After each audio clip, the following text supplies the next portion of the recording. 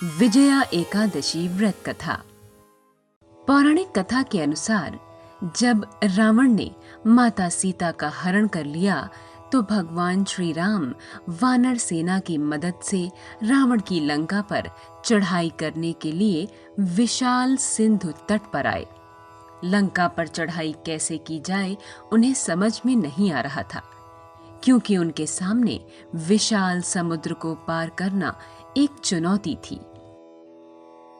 उन्होंने समुद्र से ही लंका पर चढ़ाई करने के लिए मार्ग मांगा, लेकिन वे असफल रहे। फिर प्रभु राम ने ऋषि मुनियों से इसका उपाय पूछा। पास ही दालभ्य मुनि का आश्रम था। श्री राम जी लक्ष्मण जी को साथ लेकर उनके आश्रम पहुंचे और दंडवत प्रणाम कर समुद्र पार करने का उपाय पूछा तो मुनि बोले, कल विजया एकादशी है। यदि आप अपनी सेना सहित इसका व्रत करें तो न केवल सागर पार करना संभव होगा, बल्कि आपको लंका पर विजय भी प्राप्त हो जाएगी। किसी भी शुभ कार्य की सिद्धि के लिए व्रत करने का विधान है।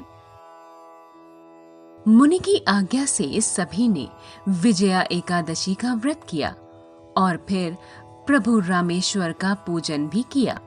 इसी के फलस्वरूप उन्हें लंका पर विजय प्राप्त हुई। इस व्रत को करने तथा व्रत कथा के श्रवण से सदा विजय की प्राप्ति होती है।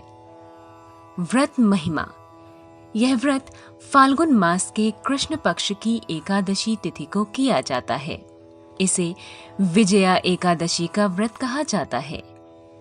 इस दिन व्रत रखते हुए भगवान विष्णु की पूजा करने से अनंत पुण्य फल प्राप्त होता है। पूजन में धूप, दीप, नैवेद्य, नारियल आदि चढ़ाया जाता है। साथ ही सप्त अन्न युक्त घट स्थापित किया जाता है।